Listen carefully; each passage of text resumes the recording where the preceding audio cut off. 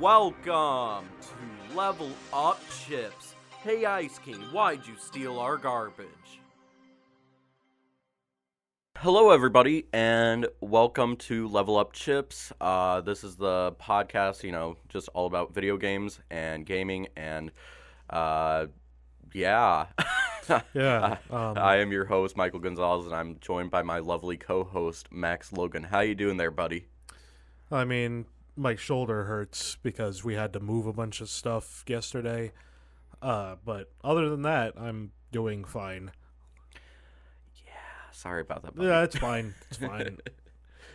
Well, anyway, this is going to be probably a little bit of a different type of episode. Just because we're kind of going off script in some aspects. We're going to be not really doing the news. We're going to be kind of talking about the Nintendo Direct.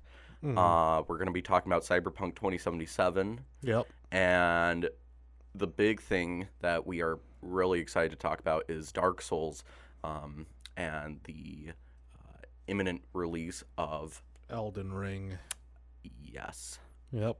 We are both very excited for this. And why don't we try getting right into the Nintendo Direct? Yeah.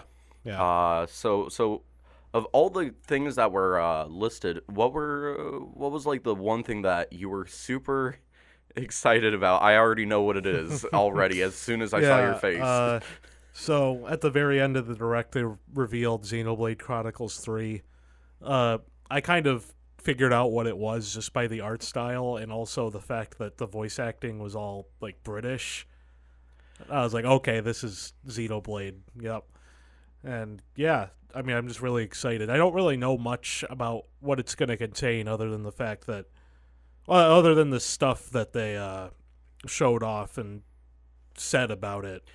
Just a fair warning for people who may like attack me if I say something weird or like that's not true.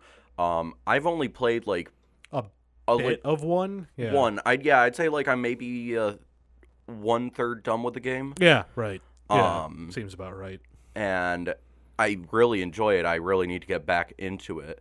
But judging from what I saw in the trailer, it almost looks like there's bits of Xenoblade Chronicles 2 and for some reason Xenoblade Chronicles 1 stuff too. Like, right. Yeah. Mechon. I saw that or at least like not fully Mechon. Not fully, but Mechon parts. Yeah, that's really what it came down to. But I saw like the faces almost of those Mechon, and like why am I blanking out on his name? Like Metal Face. Yeah, the faced Mechon. Yep. Yeah, the faced Mechon. It looked like those, and I was like, "What is going on? What do you mean?" Yeah, after he gets done with Xenoblade 1, I'll explain 2 and how they like potentially are got into the same universe, but which that kind of brings me to another RPG that I have a lot of love for. I do not have a lot of love for its sequel, and that's the one that's getting remastered right now, Chrono Cross. Right. Yeah. I know a lot of people. There are quite a few people that love Chrono Cross. Yeah. They came out of the woodwork. I don't know where they came from, but all of a sudden Twitter was just like, "Oh my gosh, Chrono Cross." And I'm over here like, huh? Whoever talked about Chrono Cross? Nobody did before.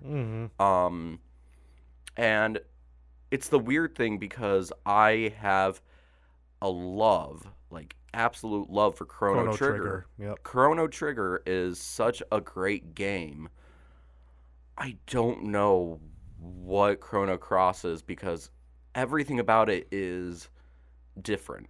Like, like you said before, like we were talking about it, it would be like comparing Final Fantasy VII to Final Fantasy V and saying they're connected. Right, yeah. Just because for people who don't know about Chrono Trigger, that whole game is all about time travel. It's all about like saving the world from like an apocalypse, going through like different different periods. eras, Yeah. and it's really cool because you have like the caveman era, you have like medieval times, modern times, which are kind of not modern. I don't even know how to describe it. It's like, it's more modern. I was gonna say it's like you I don't know, like 1910 type of modern. I Right. guess that's how I would compare it. Right. And then it goes into futuristic, which is like how everybody imagined 2012 to look like Back to the Future type of stuff. Right. Except it's post-apocalyptic. Yeah. And that's what I really like about it. There's just so many different periods and times, and all the characters are well developed. There's really no character that is not There's like utilized. a weak link. Yeah, there's really no weak link when it comes to the main cast. And Chrono Cross is quite literally everything that is opposite about it, because the environment, it's very much, I'd kind of describe it from what I've seen, more about like water and like the ocean and the sea, and I don't even know how to, like, the other thing about Chrono Trigger that I like is the fact that it's an action turn-based system.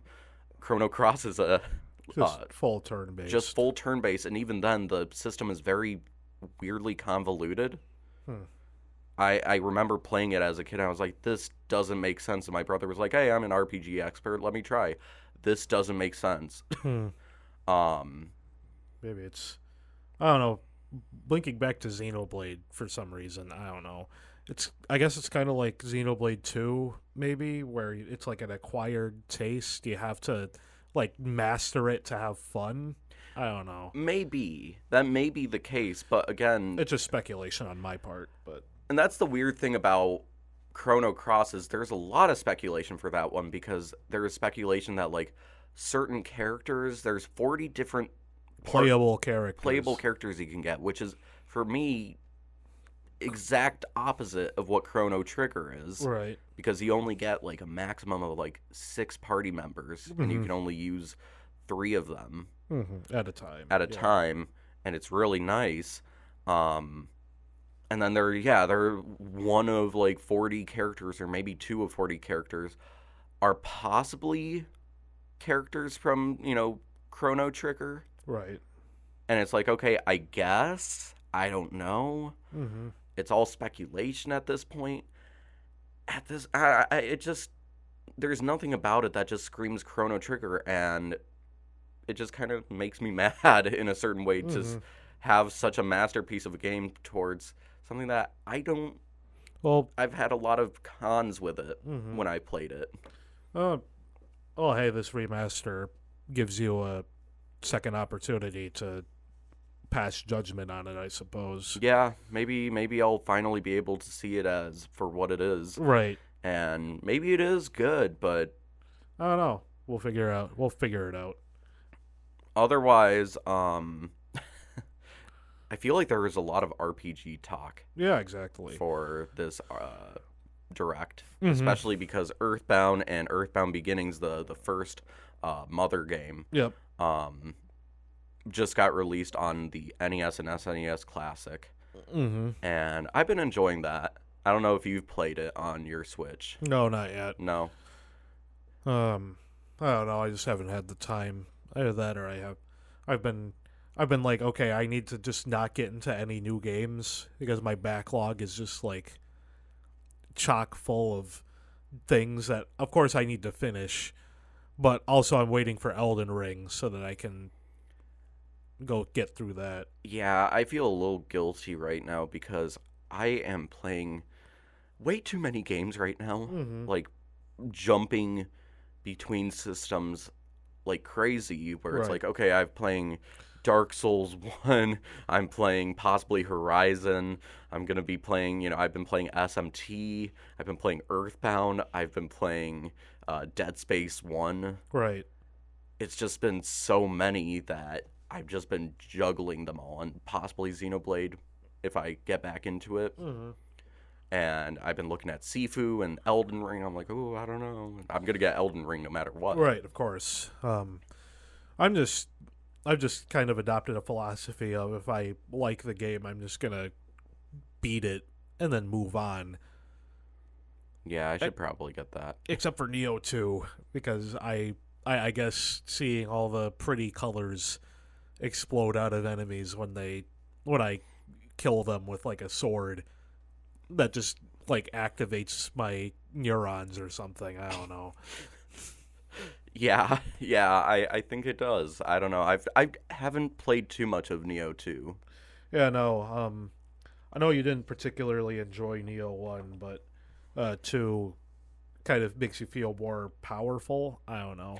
Yeah, that was the big thing. Neo 1, I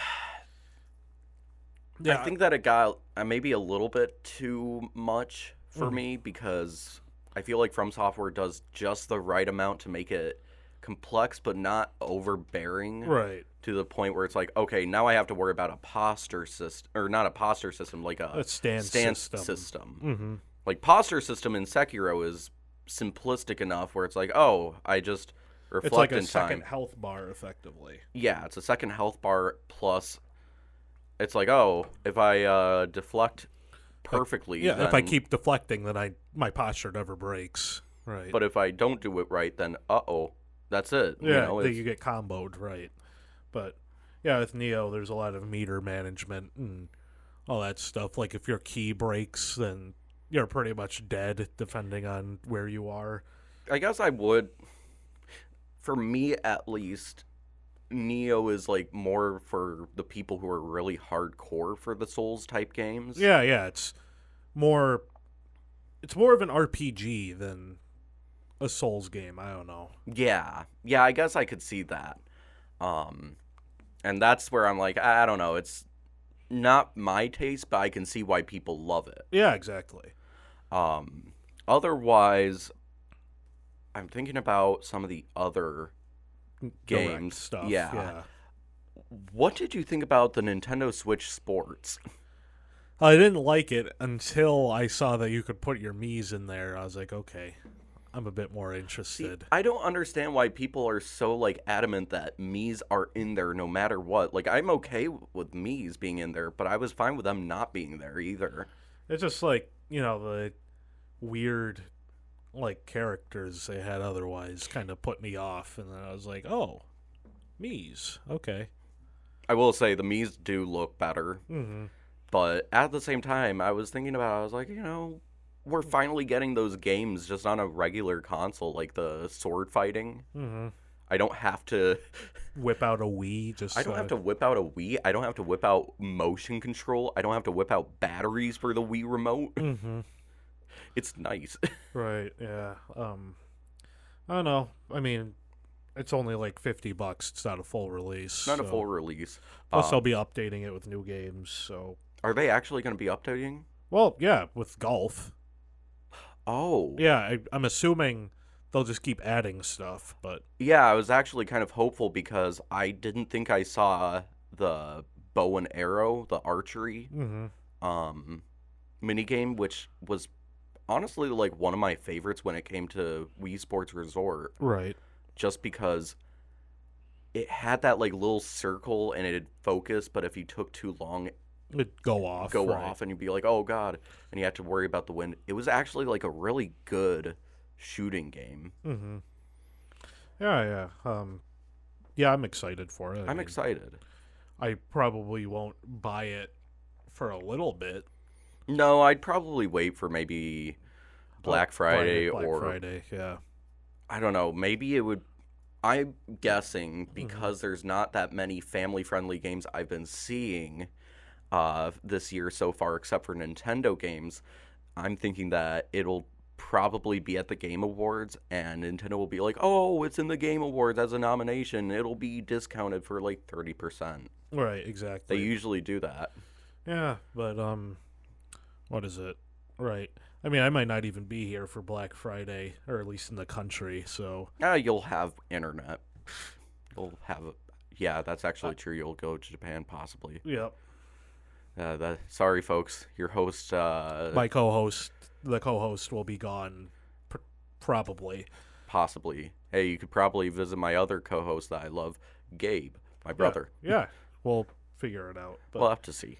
But anyway, the other sports game that was announced during the direct that I thought was pretty cool. Mario Strikers Battle League. Yeah, yeah. I mean, it's been a while since Strikers has gotten a entry, so I just gotta ask because I feel a little embarrassed. Have you played a Strikers game? yeah, I played Charged a little bit. Was it good? Like, what was it like? Oh, I mean, it's a soccer game, but with a Mario twist. It's also like, I don't know. It's kind of hard to explain. Like, it's been a while, so I was gonna say because a lot of the other sports games that Mario has, they're very tame. yeah, I they're guess I'd say standard, right? they're pretty standard. Like, okay, like the Mario tennis game. Yeah, it has like those special moves, but even then, it's still tennis at its core. Mm-hmm. I feel like Strikers is the one that it It's has the main basis of get it in the goal, but combat soccer. there's combat. Everything else, even Mario Sluggers, didn't have that. Right, yeah, no, it's something different. And It's like, I don't know, it's kind of like it's soccer or football, whatever you call it, with a twist. What do you think? Should the title be for this episode be called Mario Combat, but with a K for combat? Oh yeah. It's like a motor combat from the cart one. It's whatever. The point is, Strikers was pretty good back in the day, so I'm hoping that this next one is up to par. I should actually check to see which developer team is working on this because it might be the same as back then. I know that they actually even had for the art, the box art for this new game. Right, yeah. It looked exactly the same as the previous ones on the Wii and GameCube. And I thought that was really interesting because they probably got the same artist, if not someone who does it very similarly. Looks like, yeah, Next Level Games, so some of their other notable stuff is, well, Strikers Charged. So, Yeah, so they've done this before. also, Punch-Out on the Wii, and Luigi's Mansion I was gonna say 2 and 3. that's what I know them from. Next Level does the Luigi's Mansion games, but Yeah, I didn't know that they did Punch Out. Or okay, so they they have it down pat for They have Wii, for Nintendo stuff. they have a down pat honestly when it comes to animations. Exactly. I think yeah. they're like really really good when it comes to that because Yeah, top notch. I don't know if you remember like Luigi's Mansion 3, the Yeah, it's cutscenes. like all cartoony and cool. It's and like stuff. I hope what the Illumination Movie looks like because it won't. it won't, but like it pretty much had that level of like Illumination animation, but like better because they weren't talking. Mm-hmm. Maybe a little bit, but it was Charles Martinet. Right. Charles Martinet? Martinet. Okay, Yeah. thank God. I mean, yeah, those were some of the first Mario and Luigi voice lines he'd done in a while. And it was nice. Mm-hmm. It was really nice to hear them. Right. But yeah, otherwise there is this other game which is a weird one, Live Alive. Oh yeah, right. Yeah, it was what was it? A Japan exclusive SNES RPG. Yep. Where you like you play as 6 different characters, each in different time periods. Yes. And I think my brother thought that it was time travel, and I was like, I don't think that's what it is, because I think I watched that region locked. Mm-hmm. What's really neat about it is the fact that, yes, you do go through, like, 6 time periods. I think you go through, like, some of the, like, Edo Japan. Yeah, Edo Japan. Edo yeah. Japan, yeah, like, era. Something like that. You go through like the West, cowboy western, Yeah, the Wild West look. But the really you go through like caveman era, I think. Yeah, then there's modern, then there's future, and Yeah, the last one I forgot what I it can't was. remember. Yeah. But the interesting thing, from what I think I remember, I think every single period has a different RPG style System. to it. Yeah, that's Because if I'm not mistaken, I think the Edo Japan era is possibly like I don't even know how to describe it, like grid based. Oh, It's like a grid okay. based RPG, almost tactics, but Right. at the same time, I think it might be like Radiant Historia, Right. which I don't know. I Mhm. have to check it out for myself, but I remember looking at like, whoa, what are all these? And then I think the Western one is almost like Mhm. the Mana series, Oh yeah, right. It's like more of a kind of action yeah, right. You RPG. have to wait for a bar to fill up, and then you attack, and you can run around and stuff. Yeah, it's something like that, I thought. If not just, yeah, straight up just action. Right. Like you can just shoot and stuff, and technically you level up. Mm-hmm. I could be completely wrong about this, An but action game with RPG elements. if I'm gonna plug anything, if you ever want to know more about it, I would recommend going to Did You Know Gaming because they have this little sub series called Region Locked, Yep. and they talk about these games a little bit more in depth. And they talked about Live Alive because this is one of those games that never made it out of Japan, and it's getting a full remake, Mm-hmm. one of those pixel art remakes, which I'm Yeah. excited for. Um, they even have stuff like Mother 3. They talk about stuff like that.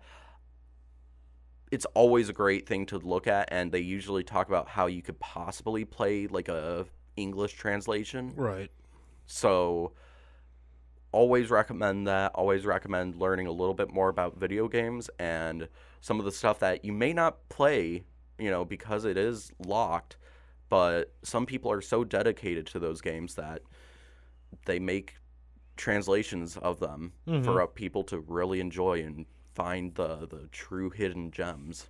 Right. Yeah. I mean, the six path thing kind of reminds me of I mean, you mentioned it before, Trials of Mana, which Yeah, is the third Mana game, or Seiken Densetsu, depending on where you live. yeah. Um, and in that game, you have six different party members available at the beginning, and you can choose three of them to be in your party for the whole game. Oh.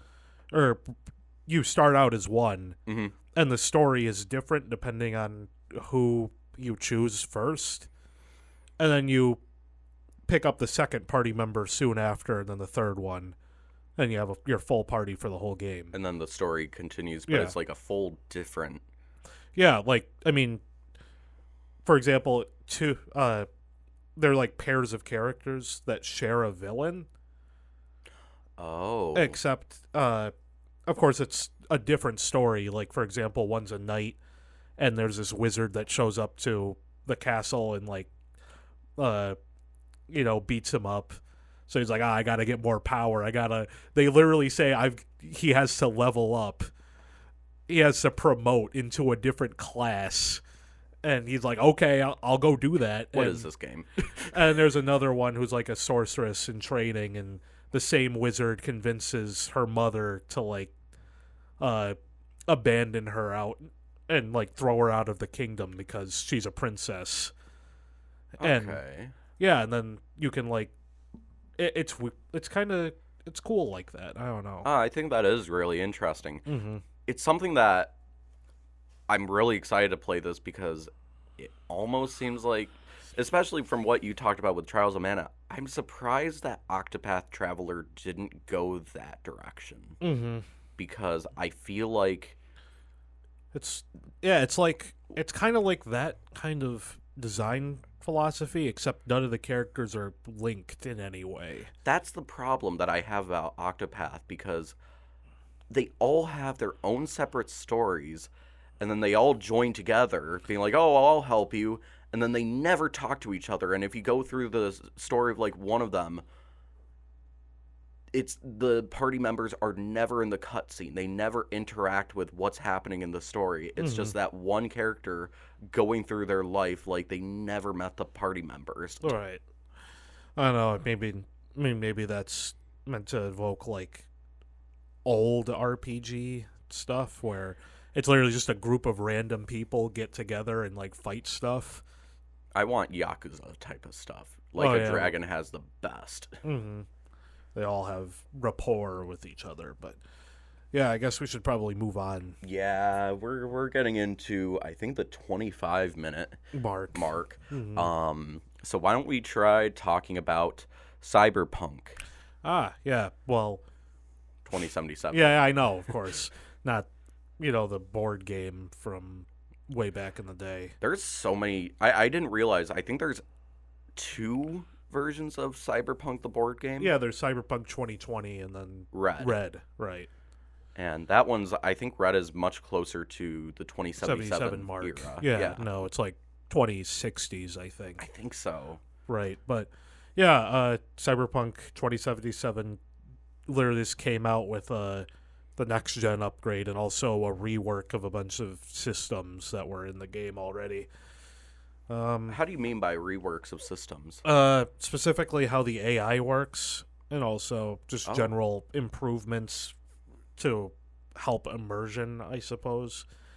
So, like, for example, before this patch, if you were to, say, point a gun at an NPC, like a random civilian, they would, like, kind of be like, oh no, don't shoot me. And then they just try to go about their day if you kept doing it. But now they have, like, more realistic, like, reactions to it. Like, some of them might try to fight you. Some of them just run away. Et cetera, and et cetera. If you get into a gunfight in the middle of, like, the street, like, cars might try to drive away and the civilians can, like, hurt themselves trying to do that. That was actually one thing I forgot about. One of the biggest, like, complaints I had of the immersion, because if you shot a gun, everybody did that one animation. Yeah, they just cower. Yeah, they just crouch down, hold their head, and look around like, what's happening? And that's all they would do. Right, yeah, no, that doesn't happen anymore. Thank God. That was the most annoying thing. I mean, some of them might still do that, but that's like, others would have other reactions. I was going to say, at least there are more reactions than, because every single person, like, literally, I think I remember seeing videos of, like, a huge street filled with people, and then you shot a gun, and all of them in unison just went boom.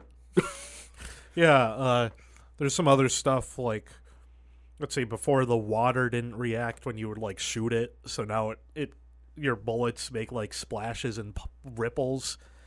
That's really strange that it wasn't in there before, but let's see. You can buy new apartments. Customize them.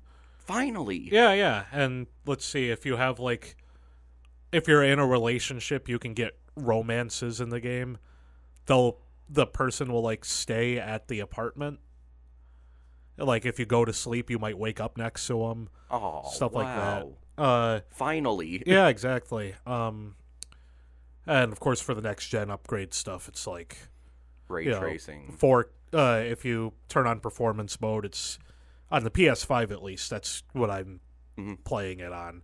You get targeting 4K resolution for performance mode and 60 FPS, and for the ray tracing mode, you get ray tracing and 30 FPS.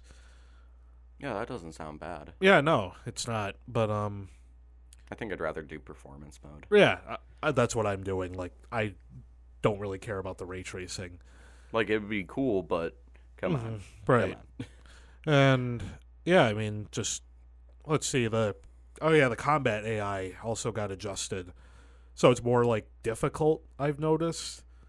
When it comes to, like, hand-to-hand or guns? Both. Oh. Like, the enemy AI will take cover more often. Okay, I'm actually glad about that. Yeah, so, like, it's more challenging to actually get shots off on them and stuff like that. Like, I tried doing a katana build like I did back when the game released. I found way more difficulty, like, trying to get around people, get around cover to try and hit people. Because usually then there are, like, other enemies trying to flank you and stuff, and... Well, and that's the thing that I think I had more trouble with, if anything, when it came to Cyberpunk, because everybody was out in the open. Mm-hmm. There was no cover. So if you tried firing at someone, everybody was firing Yeah, at you. yeah, So exactly. I feel like this system might make it easier, in my opinion, just because there will be people in cover, and then there will be people out in the open. You'll be like, oh, boom, boom, Yeah, person kill in the the people open. out in the open, right? But yeah, just generally it's more fun. There's UI adjustments. It's more easily read. Good, good. The vehicles feel more like GTA ish, Okay. where it's I like can more get down with that. bouncy and Yeah. No, I can get down with that. I gotta ask, do you use the third person mode when you drive? yeah, definitely. Okay. I was gonna say, I don't know, because, I like seeing where I'm going. yes. I'm trying to think. I feel like the only game that I've ever played where the first person driving was actually, like, good was Far Cry. Yeah, because the whole game's literally built around being in first person no matter what. But that was the weird thing, because I remember when I saw the driving in, like, the demos. I say Demos of Cyberpunk. when it was definitely just actually a cinematic trailer. Right. They look good. I remember looking at the, like, dashboard and being like, oh my gosh, you can actually look outside. I think that you could drive. And when I finally got the base game, you could not drive. It sucks. You can't, like, when you turned, I remember accidentally hitting people like crazy. Yeah. I mean, it's a lot less clunky. The handling's way better. Okay, yeah. That's really all I have been looking for, because I'm not gonna lie, driving sucked. Yeah, before. it did. Yeah. It was bad. I mean, pretty much back then I exclusively drove bikes because they were actually manageable. They were. Mm-hmm. They were the only ways you could go, and that's when I would use first person, because I'm like, oh, this is actually kind of neat. Yeah, like you're just zooming. Yeah, you're zooming on a bike and you can see everything. Mm-hmm. But yeah, if you want to pick up Cyberpunk, now's the time. It's in the state that it should have been at launch, a year and 3 months later. That is wild to think that it has been 15 months since launch, and it now is at a place where I can say, okay, now I want to play it. Yeah, exactly. And I did play through it. I will say this. I played through one playthrough, and I liked it. Right. At the same time, I had way too many complaints. The one thing that I'm looking forward to is that expansion that they have. Mm-hmm.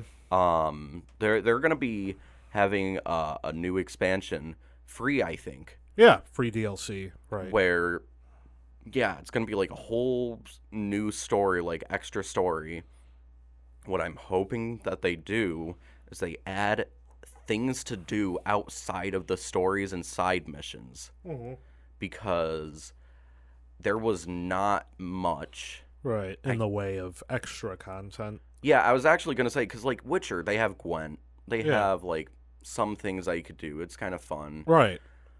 What did you do, usually, that wasn't just going through side missions and main missions? Usually, I would go to, like, those NCPD, like, assault in progress stuff. Right, but, I mean, you could say those are, like, quests. Yeah, a little bit. I was going to say, those I still count more as, like, side quests. Yeah. And that's where I think if I would say, like, I want this in Cyberpunk, I would want, and I know people might give me flack about this, the Red Dead Online bounty hunter system. Oh, so, I mean, Like- kind of something like a Radiant Quest sort of. Kind of. thing. Like where basically every day there might be just a random person you might be able to get money from that is, yeah, like has a bounty on their head, dead or alive, maybe dead. And yeah, those might be more expensive if you have to bring them in alive. But it would be interesting that you have to go into like a certain area. You could go into, I don't know, a nightclub that you might have not gone to before, and that person's the bouncer, and you're like, okay, I'm looking at the target, I'm scanning him, that's the guy. Yeah. Okay, he has a bounty, all right, I'm bringing him in, hog tying him, I don't know, getting him into the car, and yeah, Going back to wherever. driving him back to the NCPD. Mm-hmm. I remember there was a quest that was really interesting. It's kind of like that. I think it was in Haywood, where it was like the fixer there was like, okay, I need you to like kill this guy or just like knock him out and then put him in the trunk of this car. I remember that one. And he was like, okay, he's like the owner of this restaurant. You need to like get him and then get out. And I was like super underleveled for it, so I had to like do things I never had to do before just to succeed. That's actually one thing I'm curious about with this next gen update. Mm-hmm. I wonder how the stealth has improved. I think. Yeah, oh right, yeah. They also like revised some of the perks to make them more useful. Like there was one before where it was like, oh, you're invisible underwater. Like that's never useful. Never. So they got rid of stuff like that and added more useful perks. Thank God, because who in their right mind is going underwater? Because most of the game is not around water. Right, exactly. It's not like it kind of reminds me of like I call them Ubisoft perks, like ones where you just say, "Oh, well, I'm going to use this once, never again." Like I was going to say, there's going to be that one side mission where it's like around a bay area, and you're like, yes. I can finally use the underwater takedown ability. And finally, people can stop making fun of me for getting that perk. And you're like, okay, that's it. Cool. Okay. Yep. Yeah. All right. Yeah. Well, what do I do with that perk now? Nothing. Oh, man. Yeah, but... So yeah, Cyberpunk, get it, because it's probably dirt cheap, physically. Yeah, I actually, over at GameStop, we got to go visit there at some point, either today or tomorrow, to talk about the midnight release. Probably today. Today? Okay. I could actually go over there. Well, yeah, we could do that after this. Yeah, no, that sounds cool. We want to see if there's a midnight release for Elden Ring on Thursday. Just because we want to get it as soon as possible. Of course. But before that, yeah, I went to GameStop and I got Cyberpunk, the PS4 one, for $12. Right, yeah, no, it's dirt cheap right now. I was kind of upset because I got the full game release At $60. Launch. Yep, me too. Because I thought, all right, this is gonna be it. Yeah, I got it digitally though, and it's on sale digitally as well. So I feel bad for you specifically because you had a PlayStation 4 Slim. Yep. I mean, it wasn't as bad as a lot of people said it was, in my opinion, at least. Probably because my Slim was a lot less old than the old block PS4s that people have. I was gonna say, I was very close, like literally 1 month away. If I didn't get a PS5, I would have played it on my base PS4 from 2016. Ooh, yeah, that would have been rough. I remember, I was like, wow, I dodged the like a biggest cannonball. bullet. Yeah. Yeah, like a cannonball. Mm-hmm. So, oh my gosh, yeah. I liked the game. Yeah. I was like, I thought people were being hyperbolic, but in retrospect, I was like, yeah, that wasn't great. I think it had potential, but again, the way that it was launched, the UI, the AI, the story, I still say the story is neat. It's just, I feel like there's still more that they could build on, especially for V. Right, yeah, but I don't know, maybe we just took the wrong path, because I think the one where you get more close with Johnny is the one where V's more fleshed out. And even then, it's really hard to be close with Johnny. Yeah, like... They did not make him likable. Yeah, no, I mean, he's a cynical terrorist. Well, and even then, he's not nice to you. He's not like a guy who, like, yeah, he could be cynical at time, like, all the time. Right. But they made it his whole personality. That's the thing. They should have made it, like, somewhat his personality, but at the same time, there were, I feel like 80% of the game, I could not side with him. I was like, come on, buddy. I'm not going to kill this guy. It turns out all you need to do to, like, get closer to him is, for example, in cutscenes where you talk with him, if you're offered, like, a cigarette you're supposed to smoke, you're supposed to act more like him. Okay. But I never did that, so I didn't progress. So I was like, oh. Oh my gosh, I just remembered one of those side missions that never worked because it glitched out. Oh. Like, hard Yeah, they glitched out. fixed a bunch of quests since then, so. Yeah, I was going to say, I got hard locked out of one side mission. It was that one where Johnny and his girl were, like, at the movie theater, and they were, like, having a good time, and she was like, oh, meet me at, this one club. As soon as she said that, immediately it said, the mission failed. Huh. And I was like, what? What did What I happened? do wrong? And then she would call V and be like, wow, you messed up, but wouldn't say messed up. And be like, oh, you're a terrible person, but it was much more vulgar. Uh-huh. And I was like, what did I do? I didn't mean to do that. And yeah, I got completely banned Locked out of that quest. and I was so upset because yeah, I would like wait for those like I think it said like a few minutes and then yeah, Johnny would be like, "Oh, but there is this other option and we're close together, we'll do this. We'll have the good ending." And I was like, "I bet if I didn't get hard locked out of this, I would have gotten the good ending because we were actually getting along." Uh-huh. Yeah, but right. Yeah, it could be especially with a buggy game, it'd be hard to do stuff like that. And that's where I was just, yeah, it really upsets me. I will say Panem, Yeah. I went that route, Right, yeah, me too. and that was still probably, like, the best ending you could go for. Yeah, it's other like- than Johnny's. Yeah, with Johnny, he takes over your body, but with Pan Am, there's at least a possibility That, like, you you're won't free. that your mind won't get deleted. That's, like, the crazy thing. You are literally terminally ill just to, like, go... For this, like, 100-year-old, like, rocker terrorist to take over your body. I wish there was, like, a better option in terms of, like, hey, by the way, there is a cure. Please, like, give... Right, but that's where I'm like, there could be potential for V. Why didn't they just say, by the way...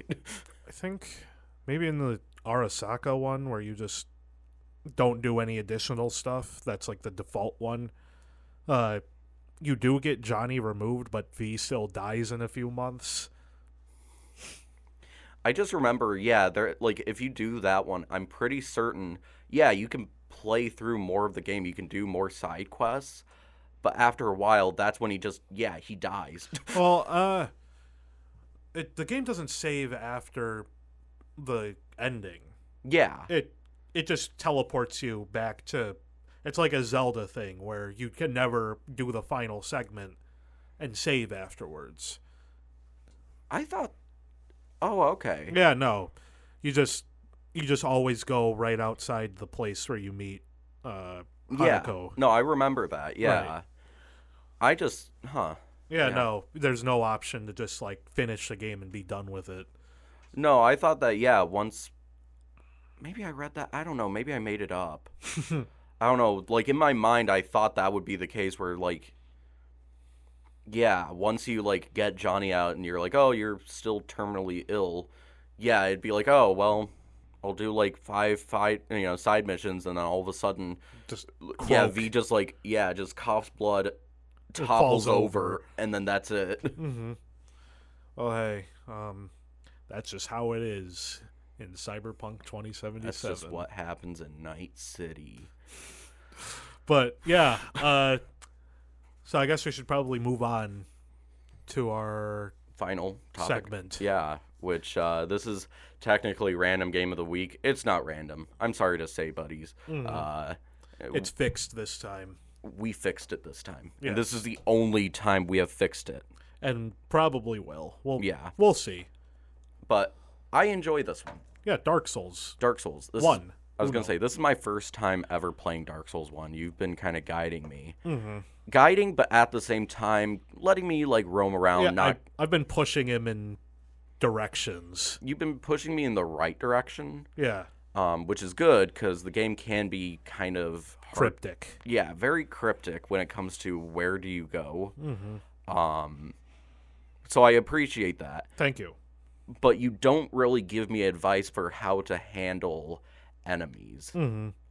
Kind of do, but at the same time, it's more like, maybe this would be better. I don't know. Yeah, right. Like, they do have better, like, protection towards slash damage. I don't know. Maybe that would be better. Just get a stronger weapon, right. Something like that. And I'm like, oh, this looks like a cool weapon. You're like, yes, it does. And I'm like, okay. Yeah, this is mine. Mm-hmm. And I love the big weapon that I have. The Man-Serpent Greatsword. Man-Serpent Greatsword. I think that's my... Is that, like, where you usually go towards, or...? Yeah, I usually like using, like, greatswords and big stuff. I was going to say, the Man-Serpent Sword, I think that's mine. Yeah, no, you could always move towards Ultra Greatswords since you got a lot of strength, but... Yeah, I guess we could probably talk about the game itself instead of me giving you advice. Yeah. The game is really awesome. Yeah. Honest to God, like, I'm still kind of looking at the lore like, okay, what is this? Like, what's going on technically in the game? If anything, even if you aren't really picking up on what the story is, you really appreciate how the design of enemies, right, of creatures that you see and talk to, and the environment. Right. In general, it is probably my favorite, like, Souls game, right next to maybe, like, Sekiro when it comes to character design. Right. Just because, my God, like, the basilisks. Yeah. They look like frogs, but they are, like, the creepiest frogs you will ever meet. Yeah, and, I mean, the big eye things aren't even their eyes. And that terrifies me. What are they? What are they? They're just there to intimidate you. That's it? Yeah. They intimidate me. Yeah. They do. It's like, like peacock feathers. They're there to just kind of make them look bigger than they actually are. So, have you ever, like, looked at the full, like, model and been like, all right, where's the eye? Yeah. So, like, if you take, like, the big eyes, right? There's, like, a little mouth below them. Yeah. The eyes are, like, on the side of the mouth. It's like a lizard. Oh. That's actually really neat. Yeah, it's like tiny, beady little eyes. I want to see that. Oh, my gosh. Yeah, the models, If you ever want, like, dark fantasy, like, inspiration, go to Dark Souls or go to Berserk. But if you really don't want to, like, witness dark story, yeah, it's stuff that makes you feel, like, gross and bad, Dark Souls is better. So you see, like, the tiny little eye. Let me see that. Yep. Give me 1 second. Oh my gosh! Yeah, it's super small. That's so cool. What? Yeah, but I mean, in general, yeah, the world design is really nice. It's kind of like Metroidvania-ish. Yes, I did not know what Max meant when he said it's Metroidvania, because I'm like, how can it be Metroidvania when there's fast travel? And then Dark at Souls, a certain point, I said, where's the fast travel? I was like, there is none. And I said, what do you mean? Every other Dark Souls game has fast travel. Yeah, no, they rectified that later. The other Souls games are way more linear. Yeah. So, like, fast travel's just kind of convenient. Like, for example, in Dark Souls 3, I wouldn't want to run from Irithyll all the way back to Firelink Shrine just to level up. And, yeah, in Dark Souls 1, like, it's Metroidvania in the way of you have different keys. that Different. open different doors and shortcuts. I was gonna say different keys or elevators, Mm-hmm. and that's what's really fun about it because, yeah, they have this just sprawling world that is all interconnected. Like to think that technically Blight Town is just what like below Firelink Shrine, Yep. just Yeah, if you right around the corner. if you look at like this giant model map of Lordran, I guess, which is the name of the world in Dark Souls 1, you can see like everything is connected Which is amazing. geometrically. Like it all makes sense realistically. Which is insane to really think about in concept of a 2011 game. Doing that, yeah. Yeah. But they do it. I mean, it's really neat. And again, the one thing that I know I love the place that I'm at right now with all the giants. Right. But I still think Sen's Fortress is probably my favorite place. Yeah. Just right. because I know it's difficult. It is Yeah. insanely difficult if you don't know traps, Uh-huh. which I was very cautious. Right, yeah. Insanely cautious to the point where even Max was like, "Whoa, Yeah, like how are you doing this so easily?" yeah, no, for first-time players, Sen's Fortress is like a trial. But for me, I looked at it like, "Oh my god, this is just the coolest Zelda dungeon." Yeah, there's like swinging axes that knock you into pits. There's like pressure plates that shoot arrows. There's boulders rolling down at you. There's mimics. I was gonna say I don't know if I could count it as a Zelda. Like, I guess it's something that I would love to see in a Zelda game because I think that when it comes to a fortress, Ganon should really have more like traps. Yeah, just like tricks and traps. He's much more of a like deceptive guy. Yeah, then he is like, haha, yes.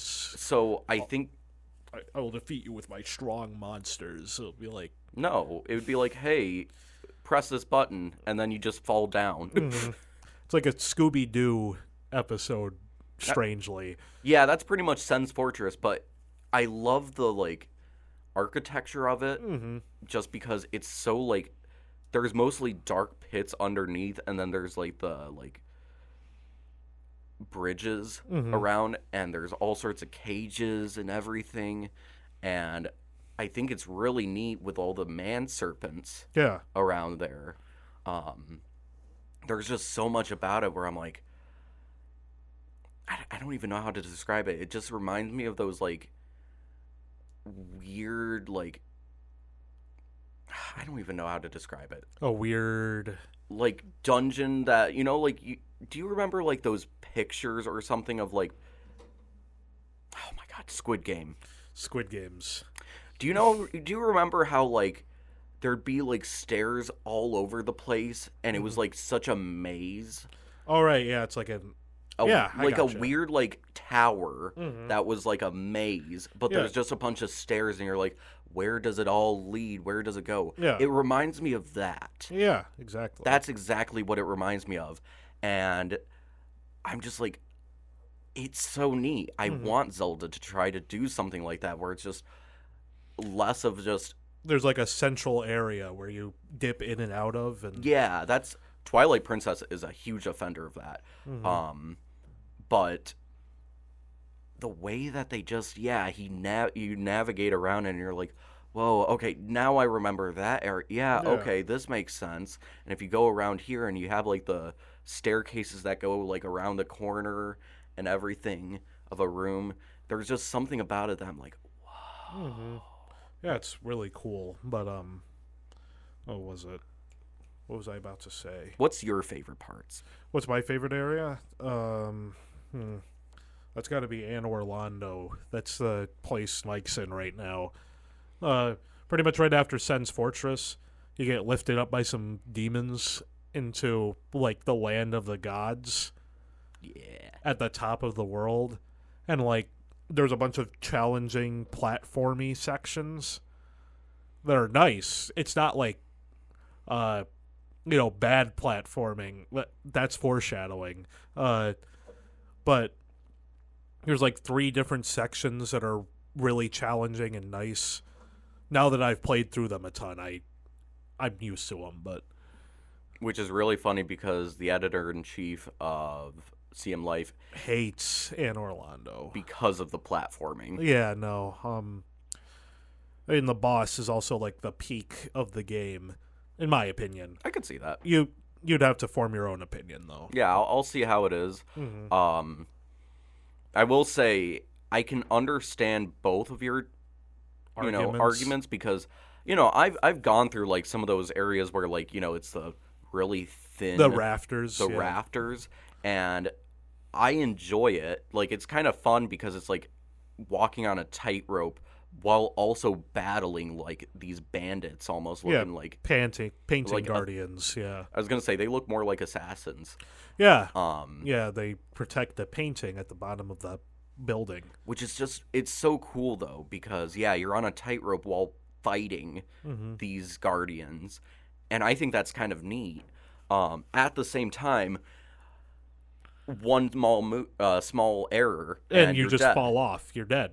Yep. But at the same time, the one thing I don't like about platforming and like jumping in the game, the physics of this game are bad. Yeah, they're janky. It's weird. Well, it's mostly because for some reason they decided that your character is going to have the craziest amount of gravity that the world has ever seen. Yeah, no, I don't think you have.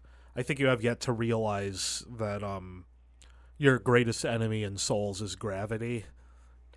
But like, I'm just like trying to. Oh my gosh, like, how would I compare it? Like, if you're like trying to step over a puddle, like in this game, you'll like go halfway on that puddle, and you're flying over it, and then it decides, but gravity, and then you just fall. Yeah, exactly. You just crash land right into the puddle. Yeah, exactly. It's like that. But yeah, I mean, if you fall off a ledge, or if you get like even slightly off, you just slide and then. Yes, which I almost had happen to me before. Yep. Sometimes it has happened to me. Right, but I mean, yeah, the game is very good. I was gonna say, yeah. One of my favorite. The big thing, I think that if I beat this game, I'm gonna be really excited for Elden Ring, no matter what. I now feel like I am finally like, okay, I know a little bit about the Souls games. Yeah, right. So I think I can handle it. But from what my brother has told me, Elden Ring is basically, like open world. It has a jump button, but essentially combat is like Dark Souls 3. Yeah. It's kind of like a mix of all the games. Yeah. Like you got Dark Souls 1 where you can level up at your resting points. I think they're called like Sites of Grace and Elden Ring. Dark Souls 2 has power stancing from that, which is like dual-wielding weapons and having unique movesets. Dark Souls 3 has weapon arts and general combat feel. Bloodborne has... What was it? I don't know. I mean, I've got to play it to figure out what Bloodborne element it has. Yeah, if anything, I would say just Bloodborne already influenced the combat of Dark Souls 3 by becoming more fast-paced. Yeah. So, in a certain way, it already has influenced Elden Ring in that point. Regard. That regard. But also, it is like Sekiro because you can jump. Yep, you can jump and attack. It's pretty cool. I'm excited. Like, honest to God, I'm like actually kind of like freaking out, like, oh my God, it's happening. Especially because when my brother and I were talking last night, I was going through like screenshots on the PlayStation Store, just like looking at them. I'm like, oh my God, this looks so nice. And I decided to compare it like Dark Souls 3. I was like, okay, it looks a little too good to be true, this Elden Ring. Let's see what Dark Souls 3 screenshots look like to see if it was too good to be true. No, it was all in-game screenshots. Yep, it was I all was like, in-game. oh my gosh, if that's what it looks like, and if that's what Elden Ring Yeah. They're honest. Yeah, They're no. honest. From Software is completely upfront with their stuff. They're really upfront, except for when they have dungeons. Yep. Yeah, I mean, then it's meant to trick you, so. Actually, I gotta ask, do you know yet if mimics are in this game? I don't. Oh, man. I mean, hey, we'll probably play it together, so we'll find out. In fact, it's actually Co-op. for up to 4 people. Yeah. So Gabe was thinking that we might all be able to play it together. Mm-hmm. And I'm like, that would be cool. But also, we got to keep in mind it's not cross-platform unless all 3 of us have the PS5 version. We both have PS5. Yeah, but what about Gabe? Yeah. Okay, He has cool. a PS5. All right, then. Now we can all play together. Hell yeah. But also, we can't use horses. But At that point, again, I feel like I'm excited about that just because I haven't had a fantasy game that's multiplayer Right. since Final Fantasy 14. Uh-huh. And even then, I'm not a fan of MMOs, so Right. this is This is exciting. the perfect sweet spot. This is the perfect sweet spot. Mm-hmm. So hopefully, I'm excited. I'm Yeah. so excited. Me too. I mean, imagine me watching E3 in 2019. Seeing that happen. Yeah, it was like Hidetaka Miyazaki and George R.R. Martin, and I was like, oh! I'm curious what George R.R. Martin is gonna actually Contribute to this game. It was like lore and world building stuff. Okay, I'm cool with Just that. oh, well, we should do this. And it wasn't anything to do with the game itself. It was just the story and whatnot. I know George R.R. Martin is really good with story building. Yeah. I'm just a little concerned that it's going to get a little too complex to the point of how many characters. I still kind of look at Game of Thrones man, That was a lot of characters. that was a lot of characters. Actually, I take it back just because I think that I've heard through interviews that even George R.R. Martin is I kind of wish I didn't do that. Yeah, but That was kind of dumb of me. but I think he just provided he was an extra hand on the writing team pretty much. If that's the case, Or yeah, he was kind of helping Hidetaka Miyazaki kind of I was gonna say direct it a little bit. I was gonna say these are probably the greatest minds to ever come to dark fantasy. Yeah, with fiction, dark fantasy fiction. I mean, it all is fiction. But... Yeah, I mean fantasy already. That's fiction. Right. One is in video games and one is in books. So yeah, honestly, if they, I know this is kind of sad, but the person who wrote and made Berserk and everything, if he was a part of this, rest in peace. It would have been the dream team of fantasy. Yeah, dark fantasy settings would have been complete. It would have been complete. This would have possibly been that 10 out of 10 story, but European dark fantasy. But style. we have to see still. Mm-hmm. I rest in peace, my man. Kentaro Miura. Rest in peace. And we'll see you next week.